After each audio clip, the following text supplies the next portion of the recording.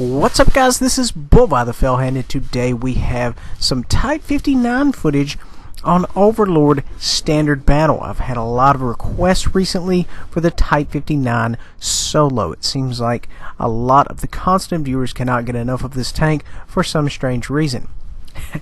We are in a standard battle. The greens have taken the southern spawn and the reds have taken the northern spawn. Now, one thing you need to know about this map, guys, is this map is not really large and it's not necessarily small either. It's kind of somewhere in the middle. Not quite the massive size that Dragon Ridge is, nor is it really the size of Wide Park. So that means you have a little bit of room to stretch your legs, not quite go crazy, end up on the other side of the board making surprise appearances, but you do have some room to roam around. Now, there's a few different mentalities you can take on this particular map. You can go left, right, mid. Now, the mid is kind of dangerous. If you take the bowl directly to my 12 o'clock at F7, it's an iffy situation. Wow.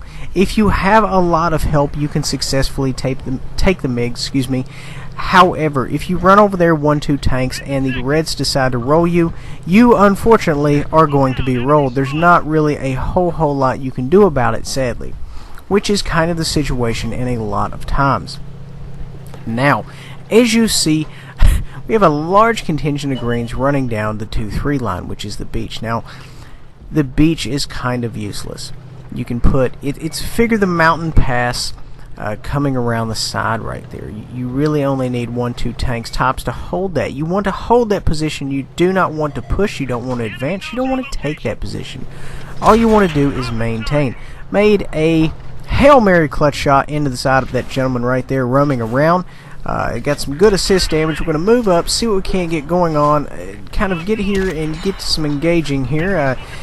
Fired a shot right across his bow. That is the accuracy of the Type 59. It gives and it takes, and it looks like right now, guys, it's taking. We're going to put a round into the upper plate, and guys, you can do that if you are loading APCR. Your standard 181mm of penetration for your Type 59 100mm round will not get through that. However, assuming you can connect, APCR will go right through that.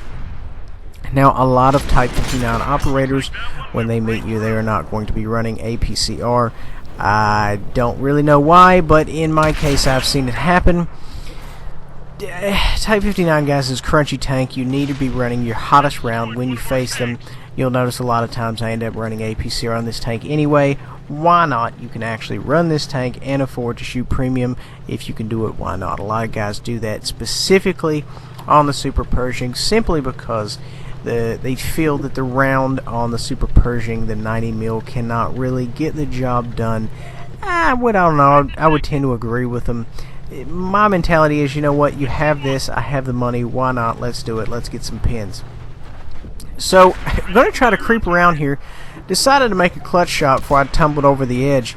I'm going to try to just 1v1 this Japanese heavy. Now, you will notice that I did auto lock, but I waited until I had a complete 90 in the rear end of this gentleman. The idea here is just to kind of flex on him, and that looks like exactly what I'm doing, guys. I'm just kind of flexing on him. That's what we're doing right now.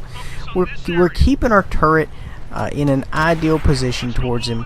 We're penetrating him right there in the corner. That was actually planned, and we're just essentially making ourselves a very hard target.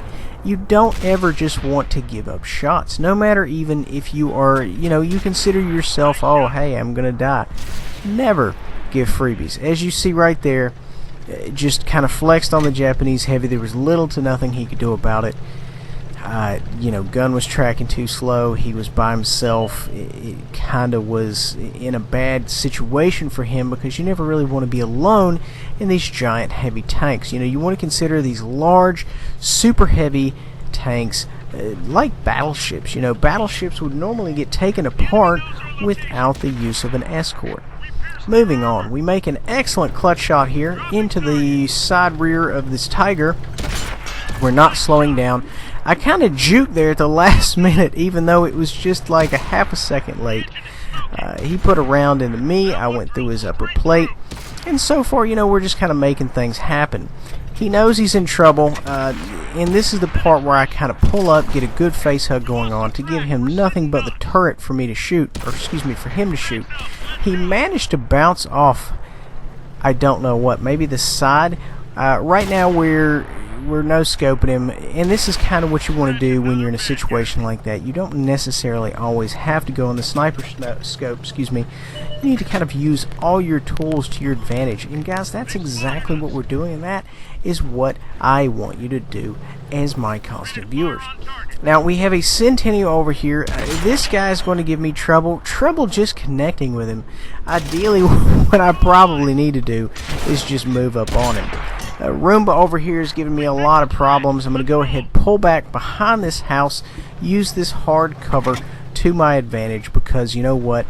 All I have to do is just set tight. The team will come and sort these guys out, and as soon as they turn to attack my team, that's when I come out and farm just a little bit more damage. And that's kind of the idea here, guys, is, you know, you want to get out here. You want to farm as much damage as possible. Now, I'm not really sure where the Centennial is. Whew, excuse me. The Roomba just got taken out, which was fantastic news for me. That means he's not going to be able to get any more rounds on me.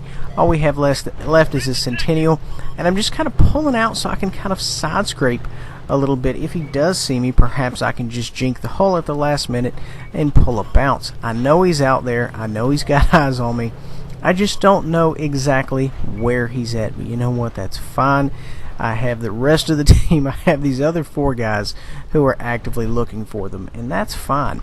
You know, guys, in a lot of my videos I say you need to use the greens HP to your advantage, and that's exactly what we're doing. We're going to have the greens advance because they want to farm as much damage as possible, and when they go up there and he kills them, then I can go in and make some things happen, because if I remember correctly, the gentleman who moved up to my left was a one-shot. Now the Centennial's on the map. Now my plan is nearing fruition. I can move up, get ready to engage, and possibly get some side or rear shots, which is always where you want to be shooting someone if you're in a medium. So as he's moving up, I know about where he's at. I'm just going to essentially wait for him to get a clear shot here, and we're going to put a round at him and finish him off. Great work all around. We're very happy with this game. We did very, very well. As far as damage goes, you know, we didn't do fantastic, but we did okay. We got 38, 64, 05 blocked. Guys, I really hope you enjoy. Please remember to like, subscribe, and share. We'll see you next time.